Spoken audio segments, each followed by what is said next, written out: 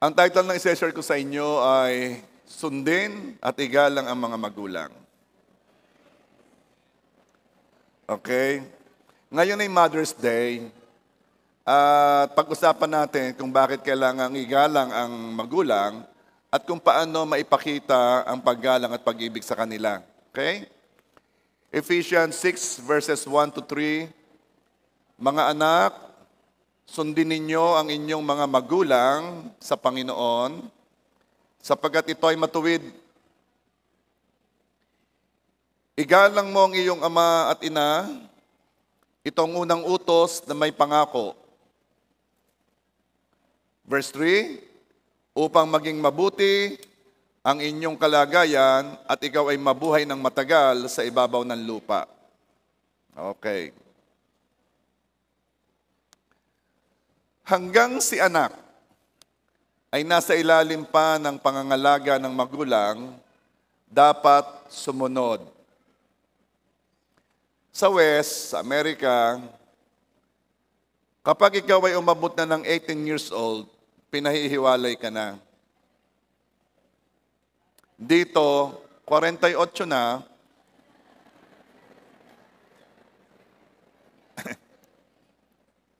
pero alam ba ninyo na sa biblical model, sakalang hihiwalay ang anak kapag nag-asawa na?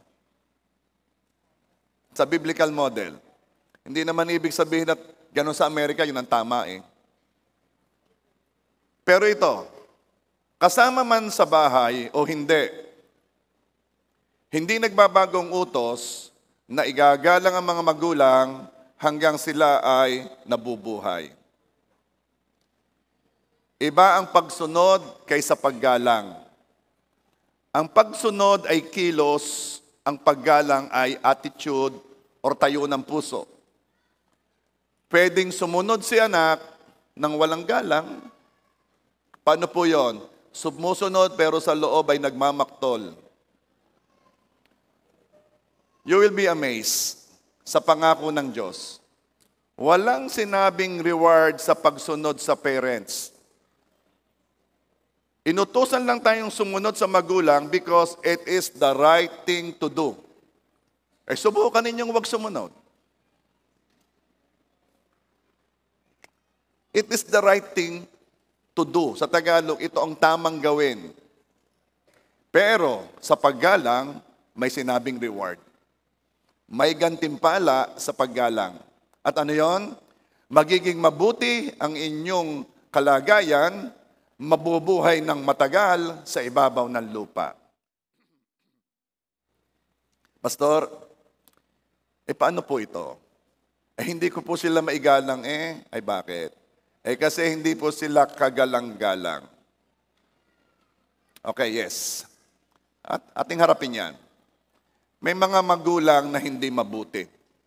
Sad to say. Pero hindi naman sinabing igalang lang kung sila'y mabuti. Ang utos, igalang ang mga magulang. Kahit pa malaki ang pagkukulang ng isang parent, igagalang pa rin. And please, ito ay malimit nangyayari. Kapag naghiwalay yung magulang, yung anak ay nasa isang magulang, lalasunin na ang isipan ng anak laban doon sa isang magulang. Kaya naman, lumalaki ang bata na may galit doon sa isang parent. Don't do that.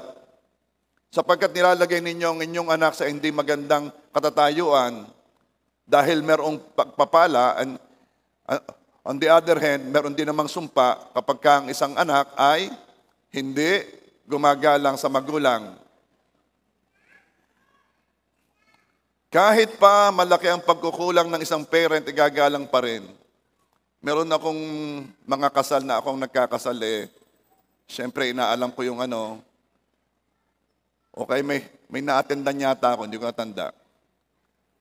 Hindi in-invite yung isang magulang sa kasal niya. Hindi in-invite ang parent. Pagpalagay ng hindi siya mabuti na magulang, hindi pa rin binabago ng Diyos ang utos na igalang ang magulang. Ang issue dito ay hindi kung paano ka sinaktan ng magulang mo. Ang issue ay kung napapalugod mo ba ang Diyos. Ang paggalang ay pagpapakita lang kung sino ka. Hindi ito pagpapakita ng kung sino ang ginagalang mo o hindi mo ginagalang.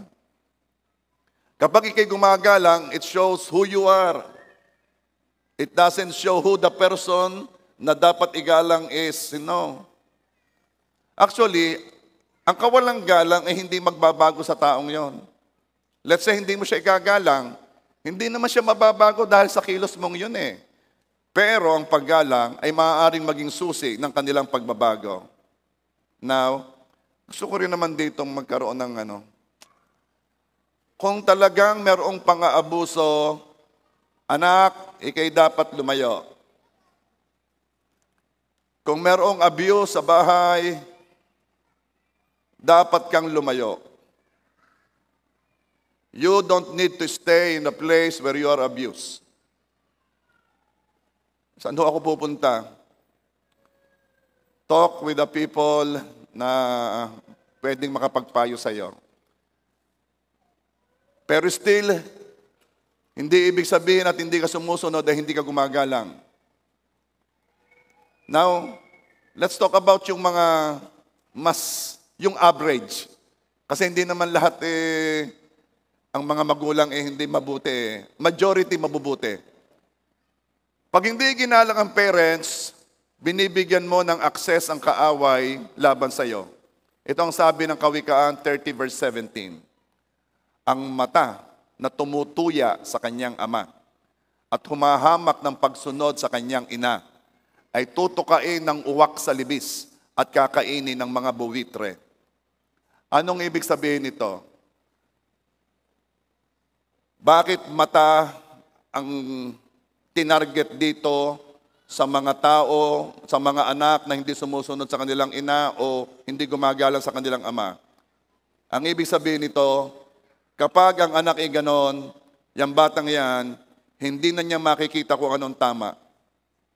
Ang conflicts against the parents ay bumubulag sa spiritual eye ng mga tao. Alam ba ninyo na bago kami tumanggap ng pastor, tinatanong namin yan, kumusta ang relasyon mo sa iyong ama? Anong kaugnayan?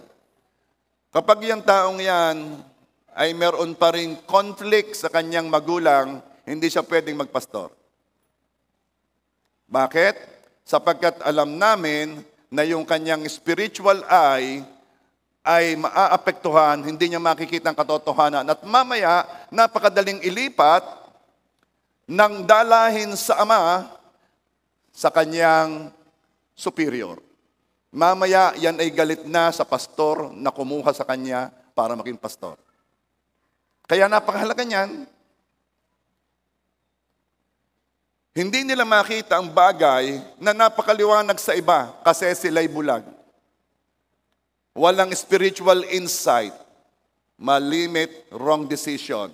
Kaya parents, napakahalaga ng inyong mga anak, ituturuan ninyo bata pa kung paano gagalang. It is for their own sake, for their benefit.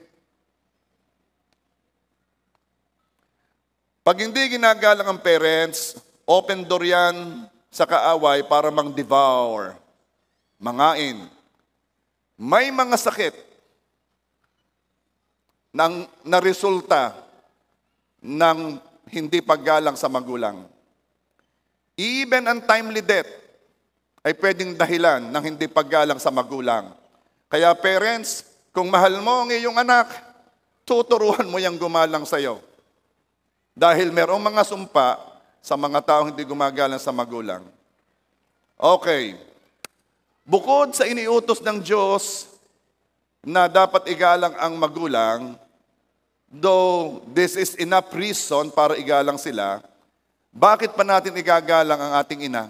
Ngayon kasi Mother's Day, kaya gusto ko mag-concentrate sa mother. Bakit natin igagalang ang ating ina? So pag-usapan natin, ano ba ang ginagawa ng mga ina? Siya ay nagtatrabaho. Huwag mong tatanungin ang isang ina kung siya ba ay nagtatrabaho o nasa bahay lang. Please, don't do that. Anong palagay mo?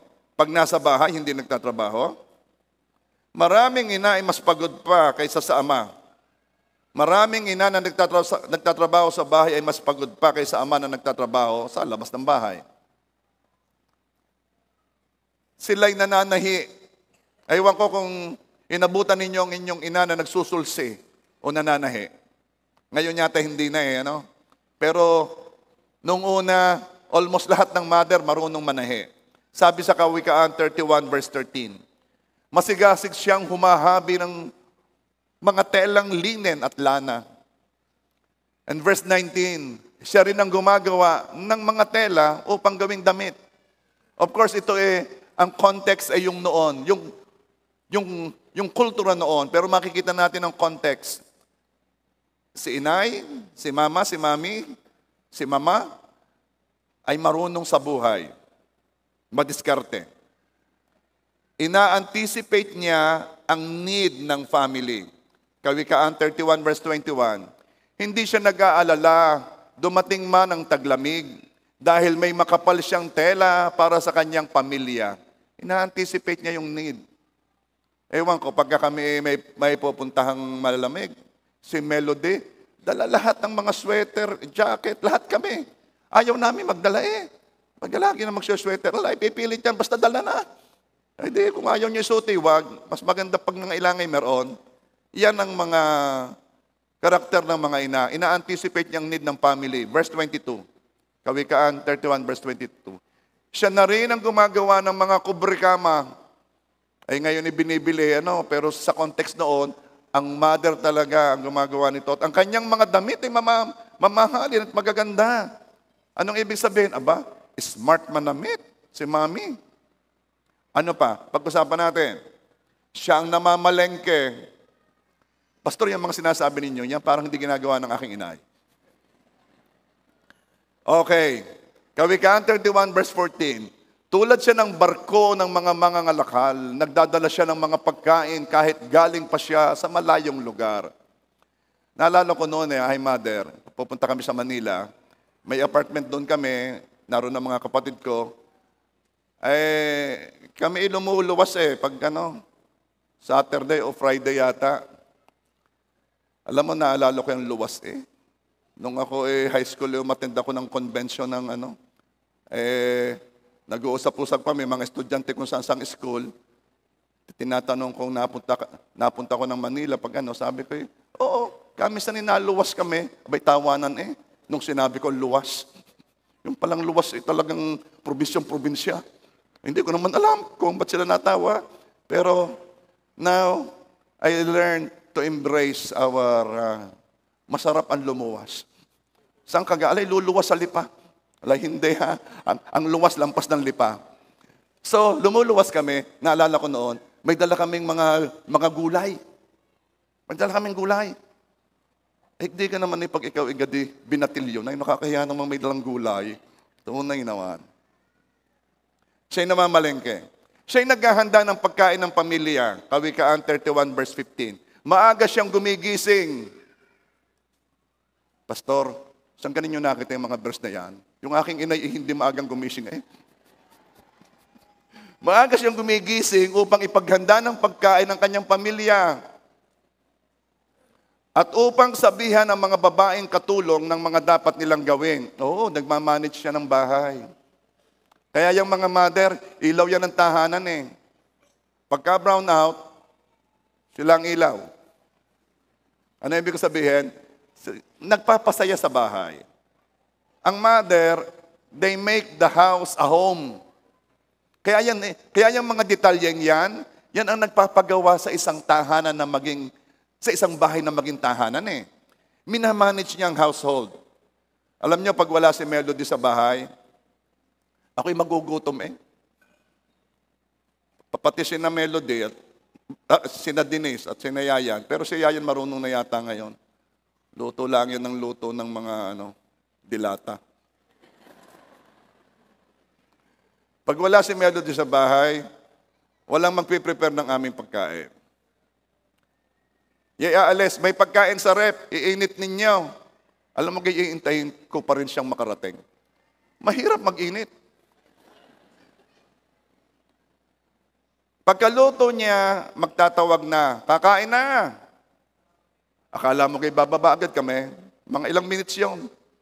Kakain na lamang. Paghihintayin pa namin. Ano pa yung katangian ng ina? Yang ina marunong yung maghanap buhay. Kawikaan 31 verse 16. Marunong siyang pumili ng lupa na kanyang bibilhin. At mula sa kanyang sariling ipon, pinapataniman niya ito ng ubas. Ano ibig sabihin? Entrepreneur siya. Marunong siya mag-invest, maghanap buhay. Masinop siya. Hindi siya gastador. Teka, pastor. Saan mo ka talaga nakuha yung pastor pinagsasasabi mong iyan? Ay, nakasulat ano kang gagawin ko? Ano? Hindi yan gastador. Ha? Parang may nagpoprotesta yata diyan, ha?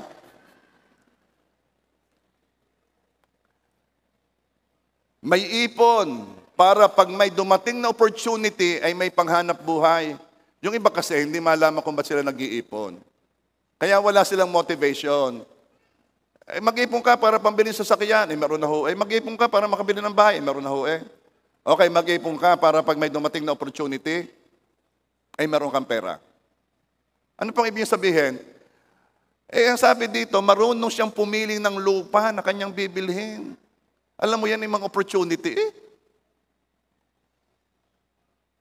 Ano pa?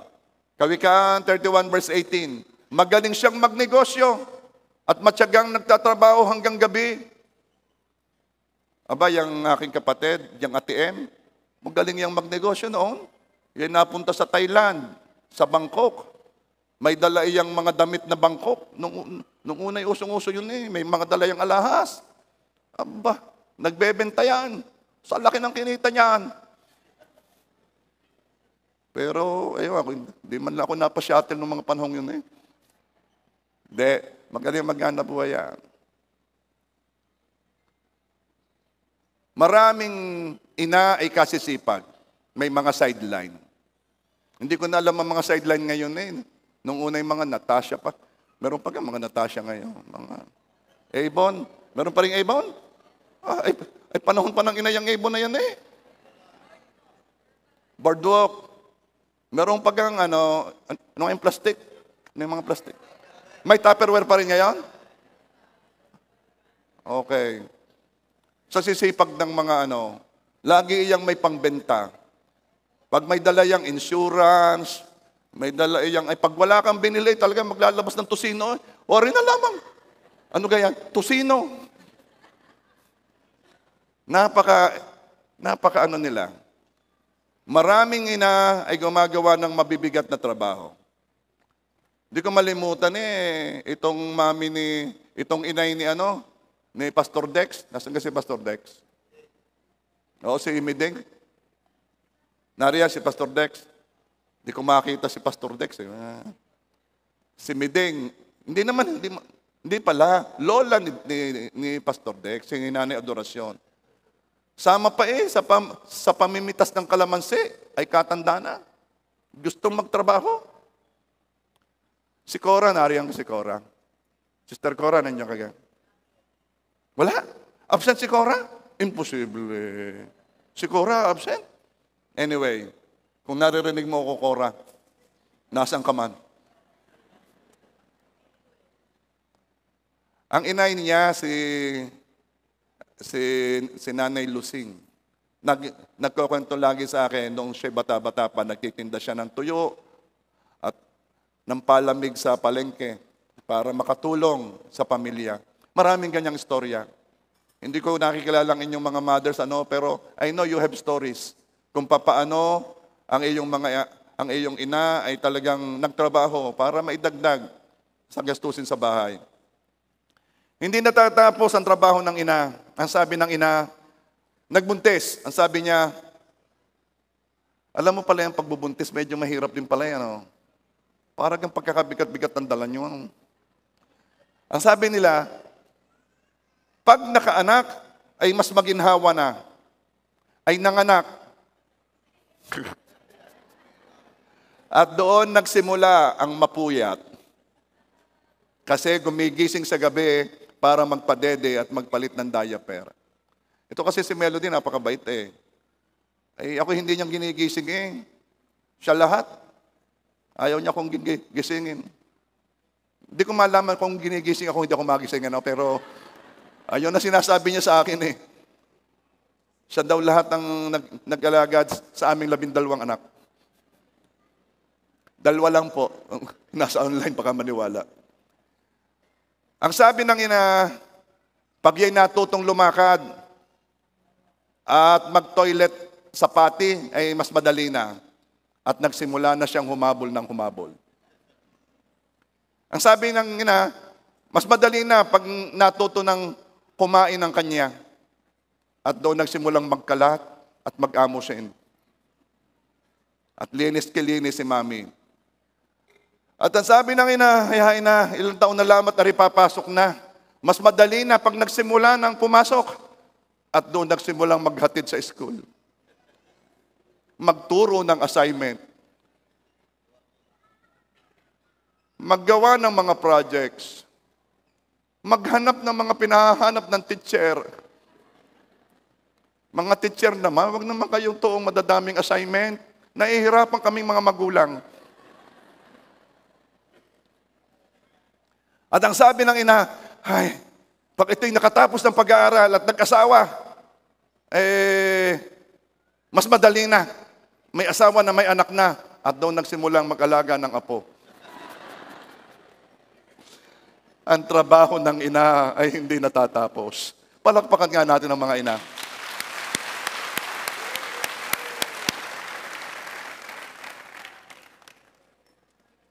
Ituloy natin ang sinasabi ng Kawikaan 31:27. Sila'y masipag. Masipag siya at inaalaga ang mabuti ang kanyang pamilya. Ewan ko noon ha. Ewan ko kayo ngayon, pero inabutan ko noon na wala pang diaper. Wala pang mga diapers noon. Imagine, lampin, nilalabhan araw-araw. Puno ang sampayan ng lampin. Naalala ko ulit noon yung napakalimit ng brownout eh. Noong panahon ni Fidel Ramos. Sobrang brownout noon. Yung mga nagre-reklamo sa brownout ngayon, ay hindi nyo siguro inabutan nung una. Magsaya na kayo ngayon, mga half day, 3 oras na brownout. Masaya na yan. Okay na yan. Nung unay araw ang binibilang namin araw. Dahil sa brownout, mainit, nagsampay si Melody ng mga basang kumot sa kwarto. Nagtutuluan yon para lumamig ang kwarto. Yun ang kanyang aircon. May mga nakasahod naman na palanggana. Ang purpose, malamigan sinayayan. Kasama pa noon si Jowas, nasan ka si Consi? Yan. Pinapaalala ko lang sa iyo, Jowas, ha? Kaya kayo makalimot. Kaya kasama si Jowas yan. Tanda ko nung si Jowas, hindi mapauo. Ang laki. Ang laki ng uo niyan. Dinukot ni Melody yan. Anyway, bata pa si Jowas noon. Yan po'y bata pa, ay cute na. Bumawi ako, Jowas. Sabi ni Baya. Pinapaypayan ni Melody ang mga bata habang natutulog kasi mainit. At anong ginagawa ng mga matitipunong ama? Busy.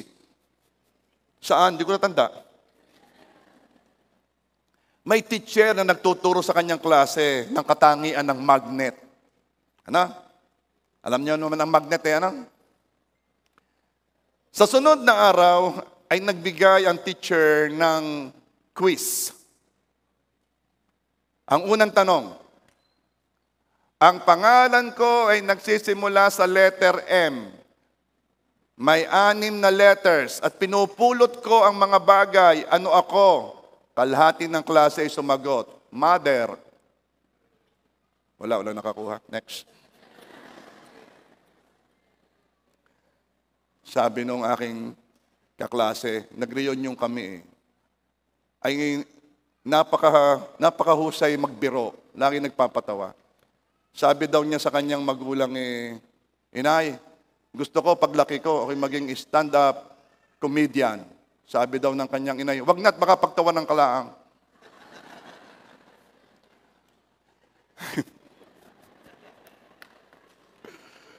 Okay, may pumasok.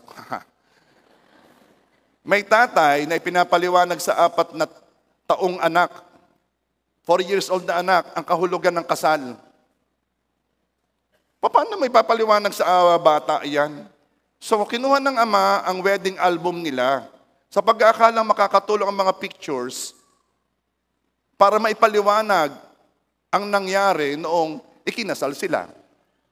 Itinuro nung bata ang isang picture sa wedding nila at nagtanong, Daddy, dito ba nagsimulang naging katulong si Mami sa bahay natin? Kung doon daw nagsimula. Salamat sa mga kamag-anak kong tumawa. Ito nga, I just want to tell you, napakadaming sakripisyo ng mga mother na hindi napapansin. Laging si tatay ang bida kasi si tatay ang nagtatrabaho malimit, may dala ng pera, ay hindi napapansin ang contribution ni Mami. At ang masakit ay minsan na hindi natin ina-appreciate ang ginagawa ng ating ina sa atin. Bakit? Dahil sanay na tayo. Sanay na tayo na si inay ang nag-iintindi sa atin. Minsan nga nagagalit pa tayo kasi hindi nagawa ang ating ine-expect. Hindi kaagad nalaban ang damit na maganda na planong isuot sa araw na iyon. Hindi agad nakapagluto'y gutom na, aalis na. Nagluto, wala pang lasa. At dahil siya'y mabait, inaabuso ang kabaitan.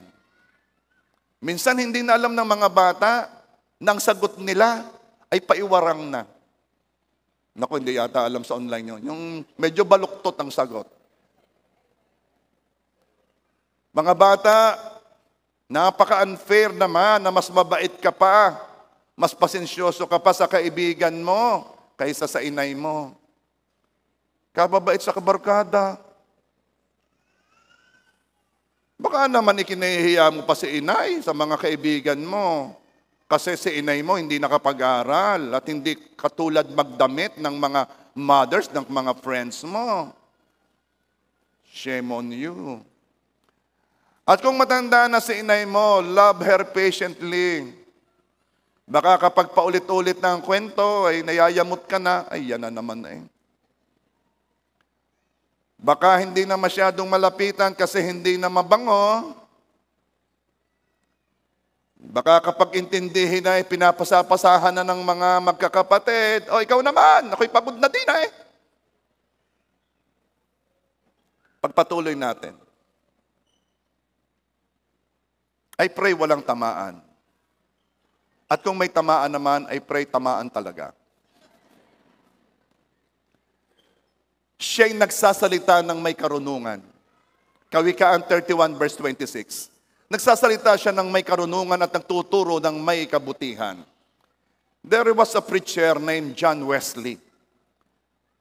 Happened long time ago. Naging estudyante siya sa isang Bible school o sa isang university, sa Oxford University. At na-shock siya dahil coming from a Christian background, pumunta sa college, nakita niya ang kanyang mga kaklase, nagiinuman. At isinulat niya ito sa kanyang ina, si Susanna Wesley. At sumagot ang mother, anak ko, alalahanin mo ha, lahat ng nagdadagdag ng kapangyarihan ng laman ay masama. Lahat that will strengthen your flesh is wrong. Yan ang mga payo. Yan ang mga payo ng ina. Sabi naman nung, ngayon, anong sinasabi? Inay, talagang din inuman ng inuman eh. Siya anak ha, huwag iinom ng marami. Tuloy, siya'y nagmamahal. Ang pag-ibig ng ina ang pinakamalapit sa uri ng pag-ibig ng Diyos. Pinarangalan ng Diyos ang pag-ibig ng isang ina noong inihalin tulad niya ang pag-ibig ng Diyos o pag-ibig niya sa kanyang mga anak bilang pag-ibig ng isang ina. Inilarawan ng Diyos ang pag-ibig niya bilang pag-ibig ng isang ina. Isaiah 66 verse 13. Gaya ng inaaliw ng kanyang ina, gayon ko aaliwin kayo, kayo aaliwin sa Jerusalem. Itinulad ng Diyos ang pag-ibig niya sa pag-ibig ng ina. Tinanong ang isang bata, may 3 tinapay. 3 kayo sa pamilya. Ang nanay mo, ang tatay mo, at ikaw. Tig-ilan kayo ang tinapay. Sabi ng bata, 1.5. Ulitin ko ha. 3 tinapay. 3 kayo sa pamilya. Ikaw, ang tatay mo, ang inay mo. Ang tanong, tig-ilan kayo? 1.5. Ikaw ka hindi marunong mag-divide. Sabi ng inay, sabi ng anak, kilala ganyan yung aking inay. Pag yun ay may 3 tinapay, ibibigay niya sa amin ang kanya at sasabihin ay siya'y busog pa.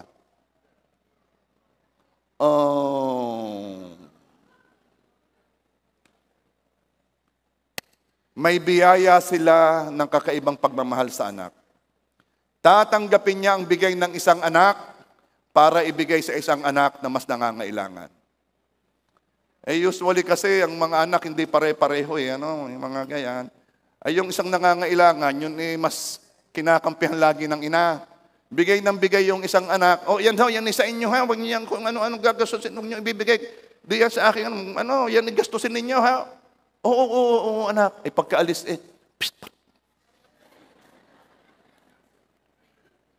yan ang ina. Nagbabalanse.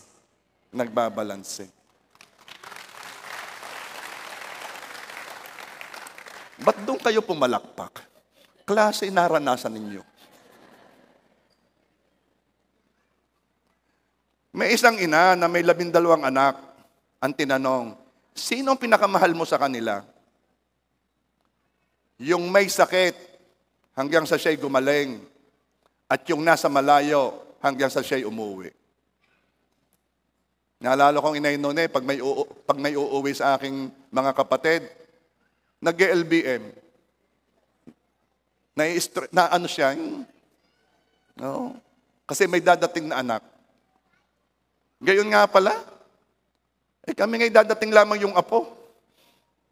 Nag-LBM kayo? Hindi naman. Pero excited na. Ayaw ng ina na nag-aaway ang mga anak.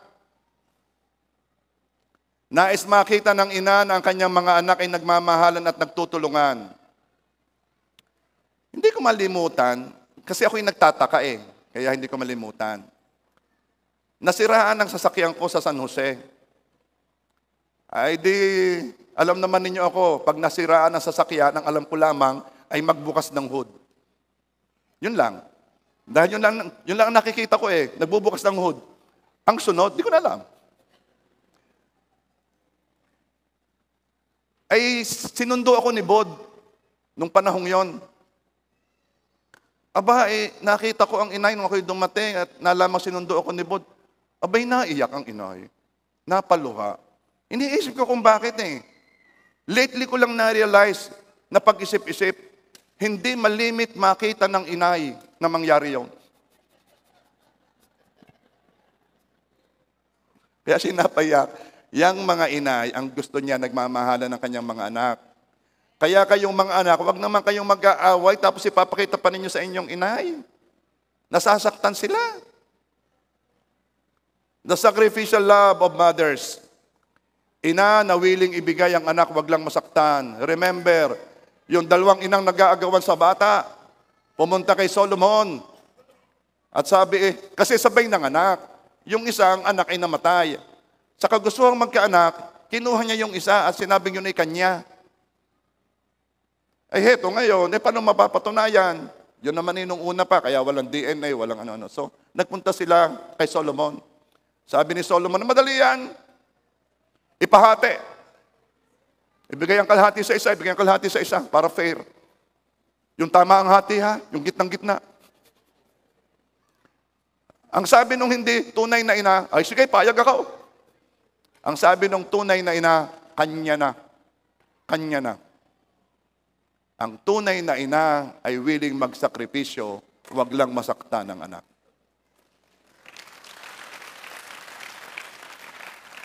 Ilan na ang nanganak na nanganib ang buhay.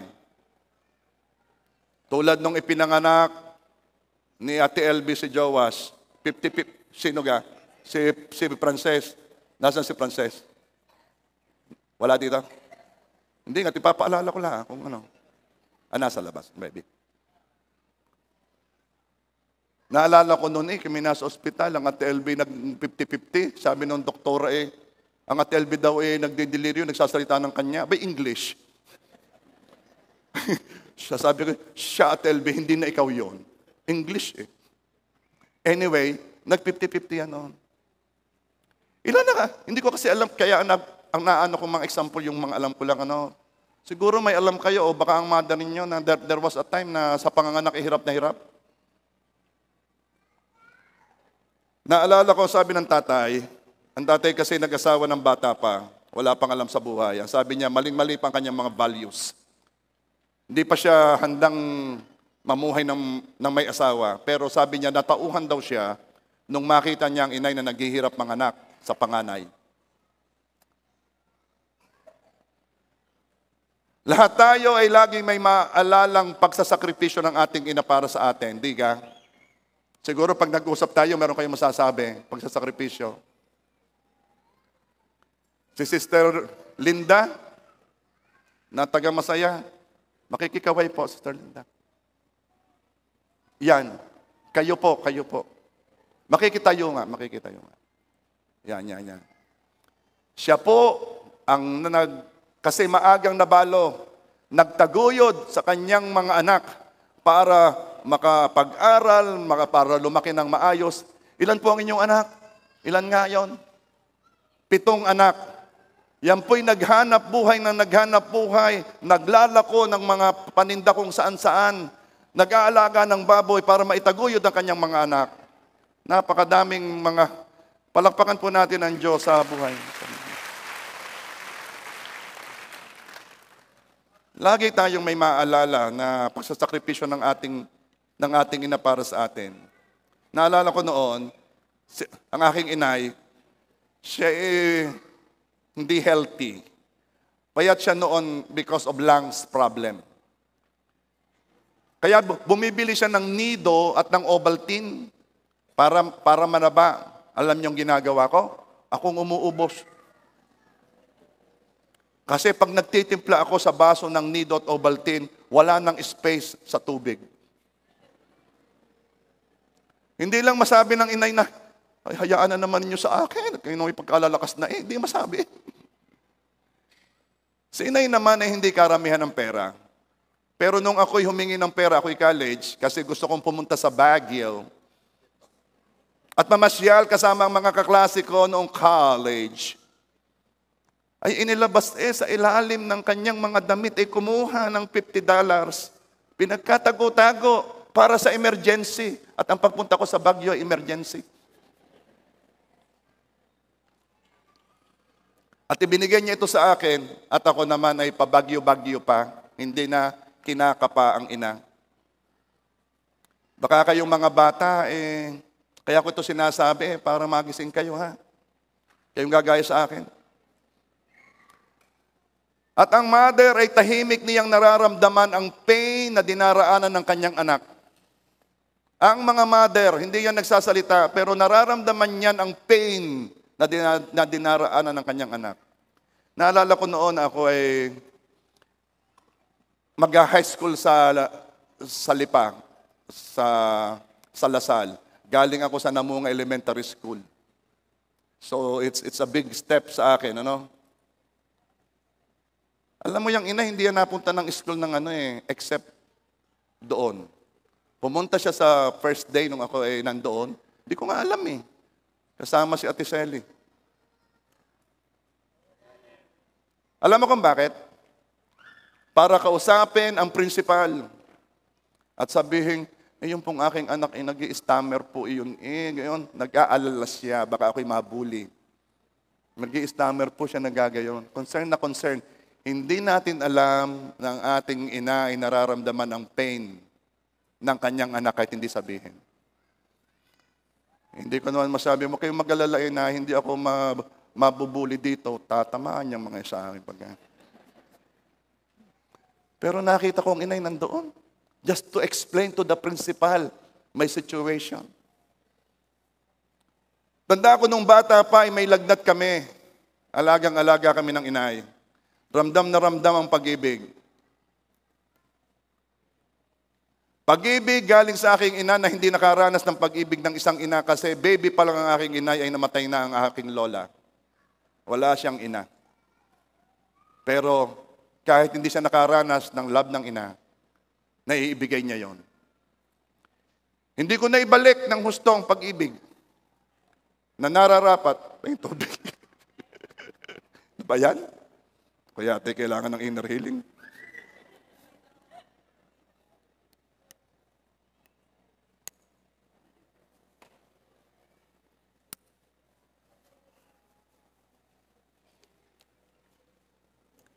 Hindi ko na ibalik ng gusto ang pag-ibig.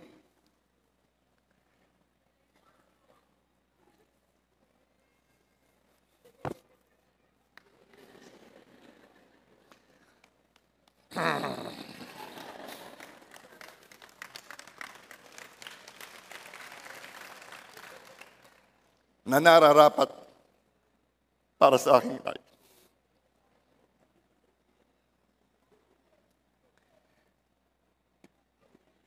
Ikaw na nga, Erika, magturo. Noong ako'y lumalaki, ang hilig ko pa makipag-argue sa kanya. Nakikipagdebate. Noong ako'y nag-asawa na ipamata sa akin ni Melody, na mali ako. Saka ako lang nakita. At hindi na ako nakipag-argue sa kanya. Pero kulang na kulang ang taon na nasuklian ko.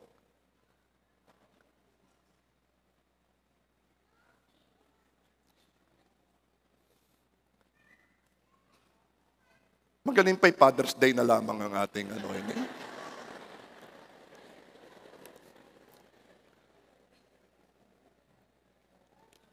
If I can only say thank you, if I could have stayed longer sa bahay and listen to her complaints.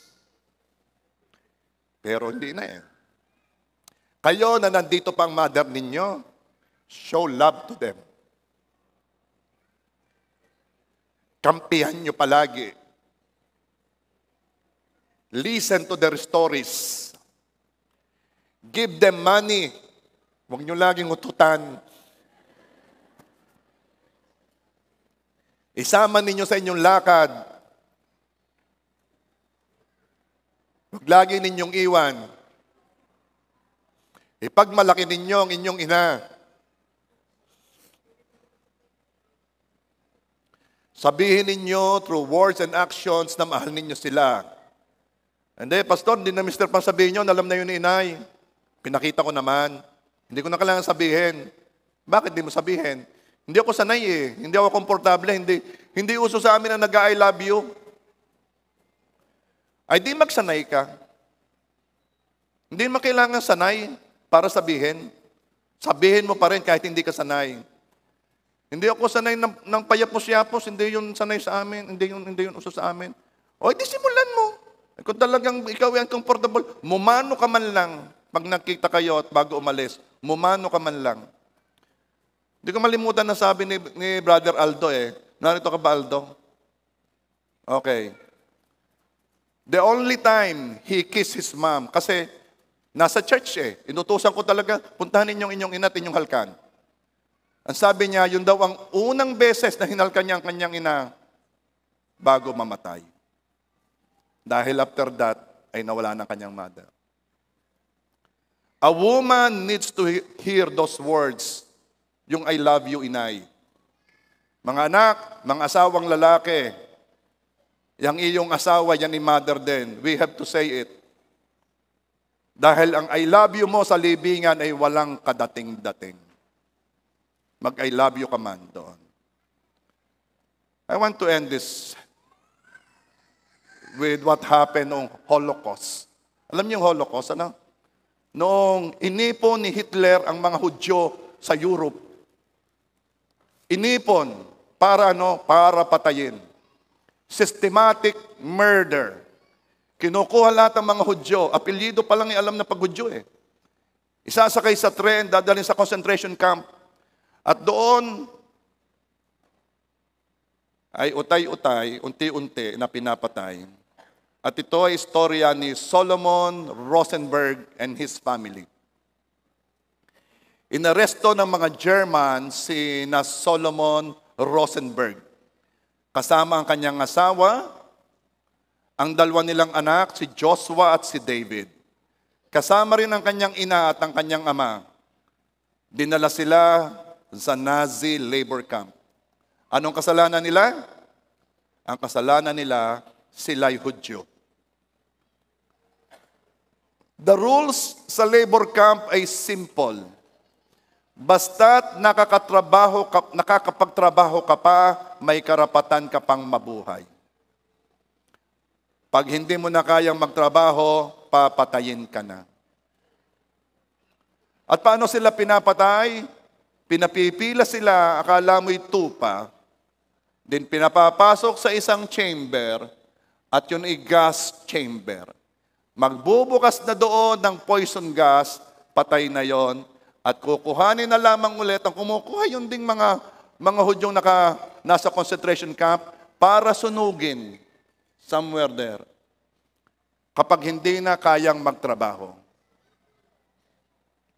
Kita ni Solomon Rosenberg noong ang kanyang ina at ama ay pumila patungo sa kanilang kamatayan sapagkat ang kanyang mga magulang ay matatanda na, frail na at nakapila at dinala sa gas chamber. At alam ni Solomon na ang sunod na dadalhin sa gas chamber ay ang pinakabata niyang anak si David. Kasi si David ay sakiting bata. Tuwing gabi ay bumabalik sa barracks si Solomon Rosenberg pagkatapos magtrabaho at hinahanap kaagad niya ang kanyang pamilya. Pag nakita niya na ang pamilya niya ay buo pa, ay magyayapusan sila at magpapasalamat sa Diyos sa isang araw ng kanilang buhay. Isang araw, dumating si Solomon Rosenberg at hindi na niya nakita ang kanyang pamilya. Hinanap niya at nakita niya ang kanyang mas matandang anak, si Joshua, nasa sulok, umiiyak. Sabi niya, Josh, sabihin mong hindi totoo, sabihin mong hindi totoo. At ang sabi ni Diyos, Papa, totoo po. Kanina ay hindi na kayang magtrabaho ni David, kaya kinuha siya. Pero nasaan ang mama mo? Nasaan ang mama mo? Tanong ni Solomon, O Papa, nung kinuha nila si David, takot na takot si David at umiiyak. Sabi ni Mama, Anak, walang dapat ikatakot. Hinawakan ng kanyang ina ang kamay ng kanyang anak at sinamahan sa paglalakad patungo sa gas chamber. Ang mga ina ay kayang isakripisyo ang buhay para sa anak.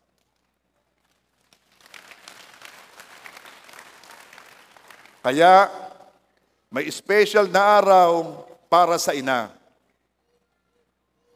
Hindi mo kayang lampasan ang pag-ibig ng iyong ina sa iyo. At ito ang araw na sasabihin natin sa ating ina, thank you, Mami, thank you, Inay, thank you, Mama, for loving me more than I love you. At ngayon, ay bibigyan natin ng pugay ang ina. Kung nandito pa ang iyong ina, ay lalapitan mo. Kung wala naman, ay ang iyong asawa ay ina ng iyong mga anak. Pupuntahan mo ang ina. Yun namang nagpunta dito na nakita mo na walang kasamang ina at ikaw naman ay katabi, dilapitan mo na rin ano. Dahil ngayon, bibigyan natin ng pugay ang ating ina. Sabi ng Kawikaan 31 verse 28, Tumatayo ang kanyang mga anak at tinatawag siyang mapalad. Gayon din ang kanyang asawa at kanyang pinupuri siya. Ngayong araw na ito, pararangalan natin, pupurihin natin ang ina o ang ina ng ating mga anak kung wala nang iyong ina. Sapagkat hindi lang sa karapat-dapat, hindi lang dahil matuwid, dahil ito ay paggalang din at nalulugod ang Diyos kapag ginagawa natin ito. Kung merong mother na nandito, kindly stand up please. Lahat ng ina, tayo po kayo. Palakpakan po natin ang Panginoon sa buhay ng mga ina.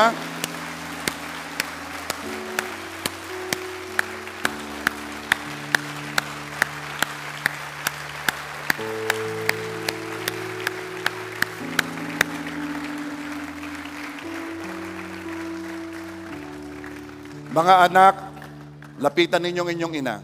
Mga ina, tumayo lang po kayo. Kahit hindi nyo kasama ang inyong anak, tumayo lang kayo. Pero ngayon, inuutosan ko yung mga anak na lapitan ang kanilang mother. Lapitan nyo. Okay.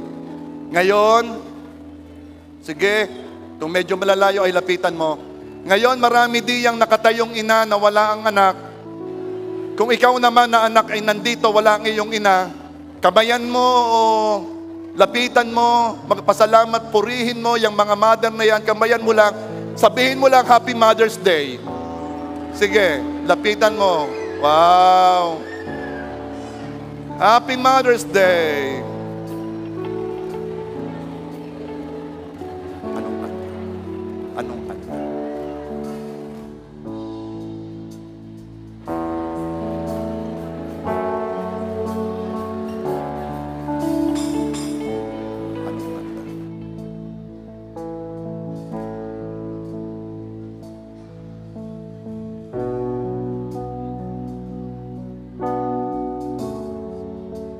Praise, praise, praise, praise. O, sige, anak, lapitan, lapitan. Napakabuti.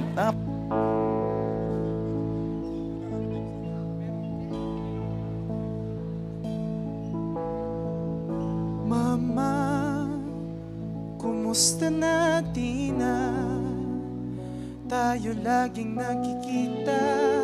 Miss na kita sobra. Lagi na lang kami ang nauna. Di ba pwedeng ikaw muna? Akin ang pangamba. Dahil ikaw ang aking mata, sa tuwing mundo'y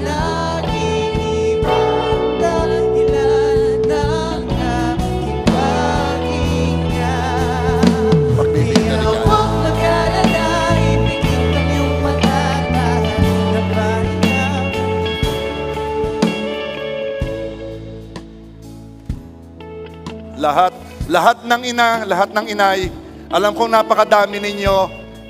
We will try. Punta po kayo sa stage. Meron pong ibibigay sa inyong simple gift ang mga young professionals. So, pamahagi na po ninyo.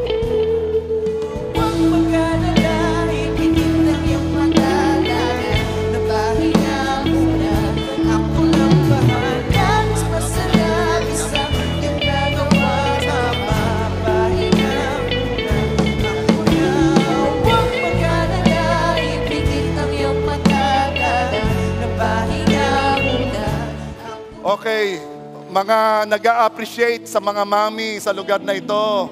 Muli, palakpakan natin ang mga mothers. Thank you, mothers. We appreciate you. We appreciate you. Ipagpe-pray po namin kayo. O Panginoon Diyos, marami pong salamat sa mga ina na nandito, nasa church. Salamat po, Lord God, dahil hindi ko po alam kung sila ang nagdala sa kanilang pamilya, sila ang dinala, hindi ko po alam. Pero whatever it is, oh Lord God, nandito sila. lumalapit sa iyo, sumasamba sa iyo, kasamang pamilya o ninanais na makasamang pamilya. Lord, I pray, patuloy kang kikilos sa kanila na makikita ang pag-ibig mo sa mga mothers. Makikita ito ng pamilya and they will appreciate them, and in so doing, they will see you in their lives. Father God, ang aming mga ina na nandito, as you have promised, O Lord God, sila din po yung mga mabubuting anak. Bibigyan mo sila ng mahaba at mabuting buhay.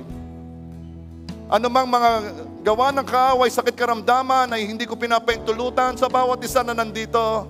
At ako'y nagdideklara ng kalakasang nanggagaling sa Panginoon. I pray, O Lord God, that they will feel your love through their children, through their husbands, and through the people around them. They will feel your love. Lord, bless the mothers. Bless the mothers. Bless the mothers. Thank you, Lord. In Jesus' name we pray. Amen. Palakpakan natin ang mga mothers. La chara chara, la chara chara, la chara chara chara, la chara la chara chara, la chara chara, la chara chara chara, la chara la chara. Anong tawag mo sa mother mo? Mami. Mami. Inay po. Mami po. Inay po. Mami. Mama. Minsan, mudra. Ang tawag ko po sa aking ina ay mama. Ilang taon na siya sa tingin mo? She stays youthful sa tingin ko. Minsan pinagmamalaki ko na siya ay parang mga 20 plus gayon-gayon. Sa tunay, parang magpo-40 na siya. Ano siya? Like something turning 41 or something. Ang king na po ay 47, pero sa tingin ko yan na pa lang. 30, oh. Mga 30 po. Ano yung daily routine or madalas ginagawa ni mama mo sa bahay araw-araw? Nagluluto. Tinutulungan niya po kami sa pagpunta sa school. Naglilinis po or naglalaba.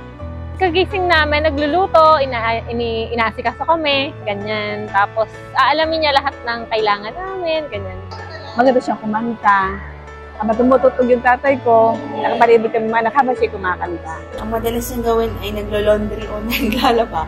Ang manood ng Netflix. Paano mo nalalaman na galit na pala yung mother mo? Tuwid yung titig. Nakulot yung kilay. Then, parang pa yung neck niya po yung natitig siya sa amin ng talagang sobra. Pero hindi na siya umiimik daw. Bias daw po ako. Halata naman po sa kanyang pagsasalita. Pero nung bata po ako, tanda ko, pag po nanlalaki yung mata niya, hindi na po ako magkaintindihan, hindi na po ako mapakalim. Pero lately, hindi po nagagalit ang aking nanay. Siya ay very loving lang always. Proud ka ba na siya ang mama mo? Opo. Yes. Yes. Of course. Yes po. Always. Thank you Lord sa buhay ng aking mother. Siya ay blessing. Sobrang proud ako. Proud na naging mother ko siya. Yes po, very proud. Oo naman. Of course! Of course, syempre. Sobrang kong ipinagpapasalamat sa buhay ko na yung aking ina ang aking naging ina. Yes po, proud kay mama. Lagi ko pong sinasabi na kung maulit man ang lifetime na ito at makakapili pa rin ako ng mama, siya pa rin po ang aking pipiliin. So, sobrang proud po ako na siya. Ano yung pinakagusto mo kay mother mo na ginagawa niya para sa'yo? Susunod. Tinutulungan niya po kami pumunta sa school. Binibili niya po yung aming mga gusto. Gusto pa rin. Not every time, pero nabibili naman din po sa amin. Yung titisingin kami sa umaga, tapos sabay-sabay kami kakain. Kahit minsan, ay may gusto kaming bilhin at di niya nabibili, bibigyan niya yun pag meron na. Lagi niya pong sinasabihan ako na lagi mag-pray, lagi mag-trust kay Lord. Tsaka po, lagi niya po akong ginagabayan. Tapos sa lagi ko pong gusto na ginagawa niya para sa amin, siya po ay very maalaga. Si mama po ay sobrang maalaga, lalo na po pag may mga nararamdaman sa katawan o may mga sakit po sa amin sa bahay. Siya po ay extra effort talaga, pinupunasan niya kami. Tapos tinatabihan po niya ako matulog pag masama ang pakiramdam ko, iniiwan niya si Papa sa kabilang kwarto. Tapos lagi po niyang minimake sure na may pagkain, at may uniform. Hindi ko po problema kung ako may isusuot kinabukasan na uniform. Nakahanda na po lagi ni Mama. Basta siya po ay napaka-maalaga at napaka-motherly, mother na mother. Pwede mo bang ikwento kung naaalala mo pa yung most unforgettable moment mo with your mom? Nanonood po kami ng TV. Kami po lahat ng pamilya. Nung kami nasa kwarto, nakikipag-usap-usap lang ano nangyari sa araw. Kasi First time niya umattend ng church. Nagkukwentuhan kami about deliverance. Hindi ko alam kung sobrang random niya, pero yun, one-on-one kami about deliverance po, tsaka about faith. Yun. Lagi kaming nanonood ng basketball sa Aranet. Yan ay ayaw niya na ako'y napapagod. Ayaw niya na ako'y nagkakasakit. Ganun nga yata ang mga ina. At ang pinakamatindi niyan, ayaw niya na ako'y ginagabi. Kahit ako'y may asawa na. And ano yung gusto mong sabihin or message para sa mother mo? I love you, Mommy. At kami ay masayang-masaya dahil ikaw yung mother namin. And thank you kasi very unconditional mong magmahal. At I love you, Mama. Happy Mother's Day. I love you, Mommy. Happy Mother's Day, Mommy. Love you. Love you. I love you, Nay. I love you, Nay, pero hindi ako hingi ng pera. I love you, Mommy. Mwah. Mahal na mahal kita, Nay. I love you, Inay. Mama, I love you so much and happy Mother's Day. God bless you. Mama, kamusta na di na? Tayo laging nagkikita, miss na kita sobra. Lagi na lang kami ang nauuna. Di ba pwedeng ikaw muna, akin ang pangamba? Dahil ikaw ang aking mata, sa tuwing mundo'y nag-iibang dahilan ng aking paghinga. Huwag mag-alala, ipikit ang iyong mata, tana, pahinga muna, ako na. Huwag mag-alala, ipikit ang iyong mata, tana, pahinga muna, ako nang bahala. Mas masalabis ang iyong nagawa, mapapahinga muna, ako na. La-tara-tara, la-tara-tara, la-tara-tara-tara, la-tara-tara, la-tara-tara, la-tara-tara, la-tara-tara-tara, la-tara-tara.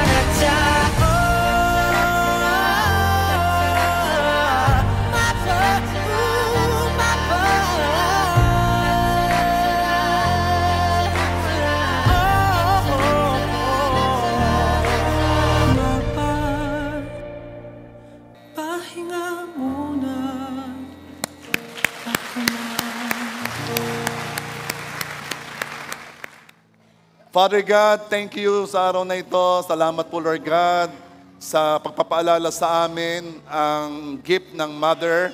And we pray, O Lord God, na hindi lamang sa Mother's Day namin ito maalala, kundi sa bawat araw na aming masabi na we appreciate them. Thank you, Lord God. This we pray in Jesus' name. Amen.